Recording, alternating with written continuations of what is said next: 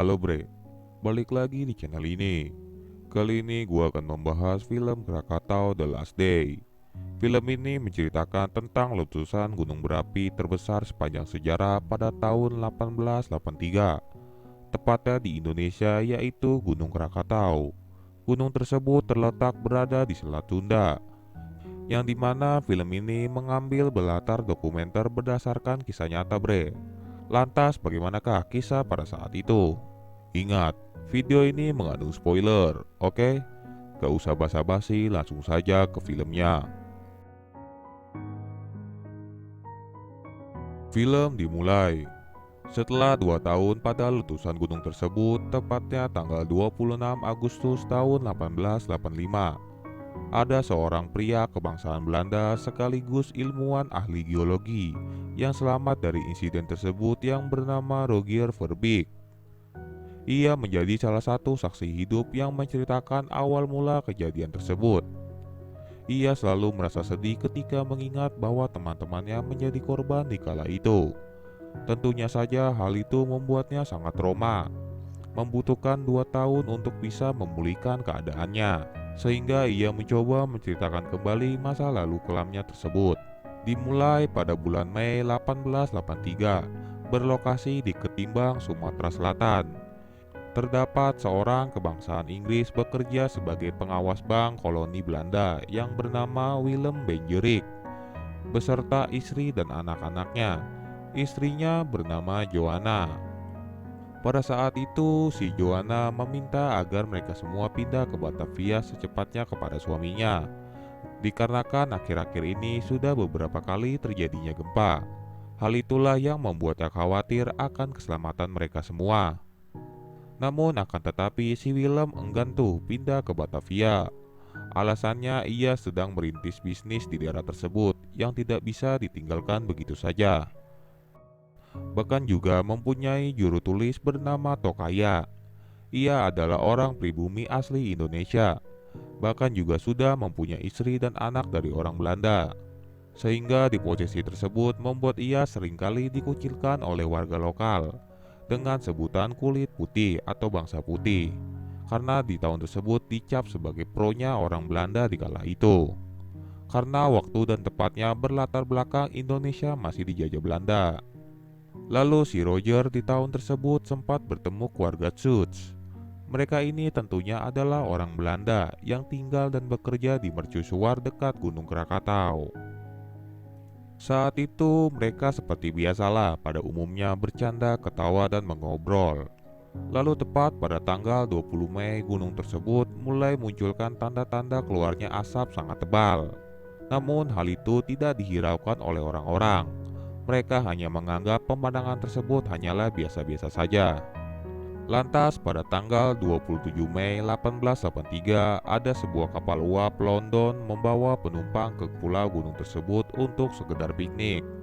Tiba-tiba terdengar adanya suara dentuman, sehingga letusan itu dapat dilihat dari jarak jauh oleh Roger yang ada di Pulau Jawa. Karena panik, ia langsung bergegas pergi begitu saja. Padahal ia adalah seorang ahli geologi, akan tetapi ia tidak tahu maksud dari pertanda hal tersebut. Maka setelah itu selama berbulan-bulan Gunung Krakatau terus mengeluarkan asap yang semakin parah. Namun akan tetapi orang-orang malah bersikap santai dan enjoy akan ketidakketahuan hal tersebut. Lalu pada tanggal 25 Agustus sebelum terjadinya letusan, pada malam itu sedang diadakan sebuah pertunjukan cerita dongeng oleh warga lokal yang disaksikan langsung keluarga Willem dan si Roger sendiri. Setelah selesai, karena Roger ahli geologi, si Joanna menanyakan kegelisahan hatinya tentang gempa yang disebabkan Gunung Krakatau. Lantas dengan pede, si Roger memastikan bahwa gunung tersebut aman sentosa. Maka setelah kejadian itu benar-benar terjadi, ia merasa menyesal tidak peka terhadap Gunung Krakatau. Melainkan si Joanna lah yang orang biasa menyadari gunung tersebut akan meletus dalam waktu dekat. Dan pernyataan itu tepat pada hari Minggu 26 Agustus di hari terjadi letusan. Lagi-lagi orang-orang masih bersikap biasa saja, padahal nyawa mereka lah sedang terancam di kala itu. Tiba-tiba keluarga Schultz di mercusuar mulai merasakan adanya gempa. Sedangkan si Roger sedang asik mengukur ketinggian asapnya dengan metodenya sendiri. Sementara itu, keluarga Willem sedang menggelar acara di setempat di pagi hari. Namun hati dan pikiran istrinya merasa gelisah dan ketakutan.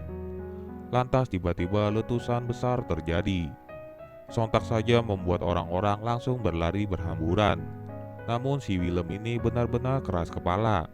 Ia lebih baik memilih stay di tempat tersebut dengan warga lainnya. Padahal jelas-jelas bencana sudah ada di depan mata. Sehingga Joanna bersama anak-anaknya langsung pergi ke rumahnya meninggalkan suaminya itu. Sedangkan si Tokaya lagi membujuk istri dan anak-anaknya untuk pergi ke tempat dataran tinggi. Lantas sebagian warga ada yang memilih mengungsi, dan ada sebagian lainnya lagi hanya menetap di sana sambil menatap gunung tersebut dari pesisir pantai.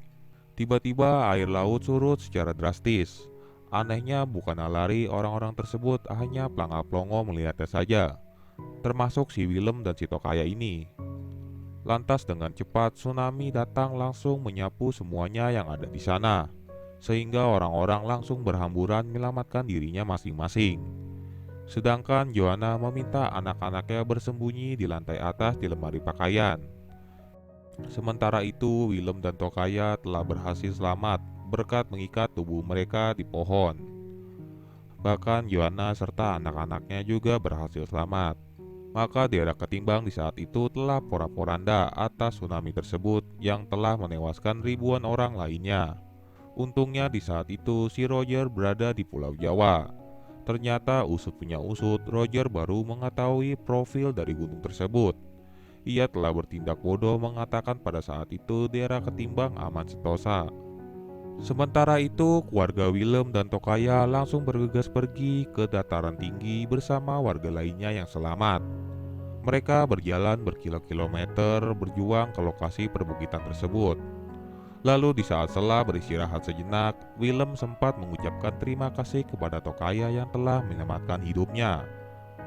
Maka setelah berjalan cukup melelahkan, akhirnya mereka telah sampai di perbukitan sawit.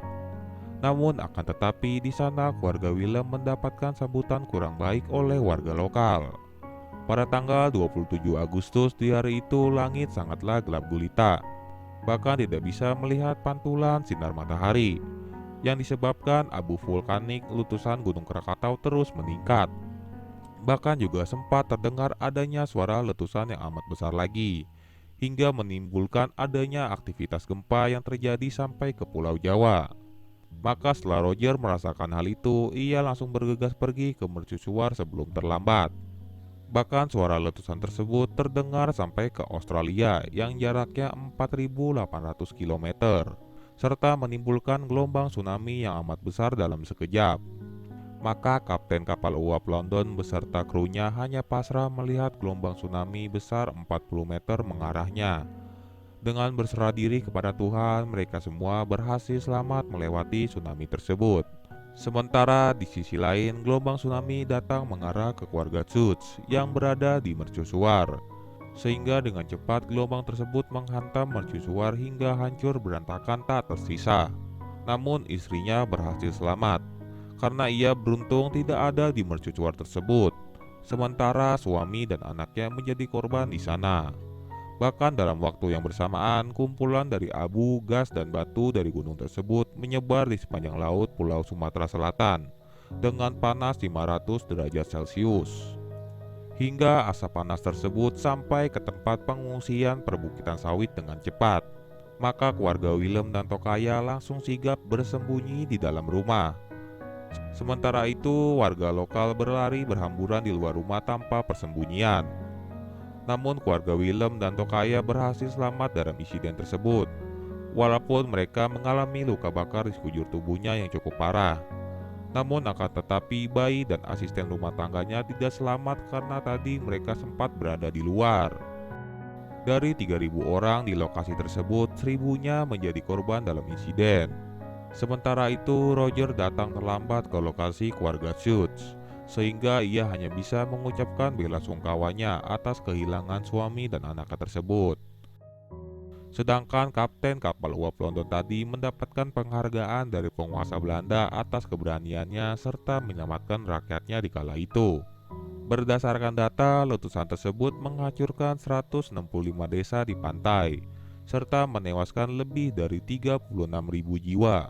Bahkan mayat-mayat tersebut bisa ditemukan di pantai Afrika setahun kemudian. Karena di tahun tersebut masih di tangan Belanda, mereka mengirimkan 2.500 galon bensin untuk membantu warga lokal membakar mayat-mayat. Saat itulah Roger merasa amat sangat bersalah atas insiden tersebut. Maka dari kejadian ini, Joanna membuatkan catatan pengalaman hidupnya atas letusan Gunung Krakatau. Bahkan catatannya itu berhasil tersebar ke seluruh dunia. Bahkan mirisnya di berita lain, di saat itu tidak ada yang tahu bagaimana keadaan keluarganya si Tokaya, istri maupun anaknya. Maka sampai saat ini karya Roger Verbeek tentang Gunung Krakatau menjadi dasar dari vulkanologi modern. Seorang ilmuwan sekaligus saksi mata yang mencatat secara rinci dari seluruh siklus letusan untuk pertama kalinya dalam sejarah. Bahkan letusan gunung tersebut mempunyai dampak berkepanjangan, yaitu 20 juta ton belerang berterbangan ke langit atmosfer. Hal itulah membuat langit sangat gelap di seluruh bagian bumi, serta menurunkan suhu global hingga abad ke-20. Bahkan saking dahsyatnya gunung tersebut sampai lenyap karena ledakannya sendiri. Istilahnya bisa disebut bom bunuh diri. Akan tetapi di tahun 1927 gunung tersebut meletus lagi, seperti ramalan Roger dalam buku karyanya. Bahkan juga telah terlahir anak Gunung Krakatau yang tumbuhnya 5 meter setiap per tahunnya. Hingga sampai saat ini, di tahun 2021 masih terus bertambah pertumbuhannya. Dan film pun berakhir. Jadi itulah bre, kisah bersejarah berdasarkan kisah nyata. Betapa mengerikannya di saat itu. Selama 20 jam 25 menit letusan tersebut menewaskan banyak orang, serta menimbulkan dampak yang amat besar dan berkepanjangan. Bahkan pulau-pulau di sekitarnya pun ikut menghilang. Makanya bre, ingat jas merah, oke? Bagi kalian yang ingin menontonnya silakan ditonton saja bre, oke? Gua juga udah upload beberapa video di channel ini. Silakan dicek dan ditonton juga bre. Jangan lupa di like, komen, dan subscribe. Lalu nyalakan tombol notifikasinya biar kalian tidak ketinggalan video baru dari gua ya. Oke, bye.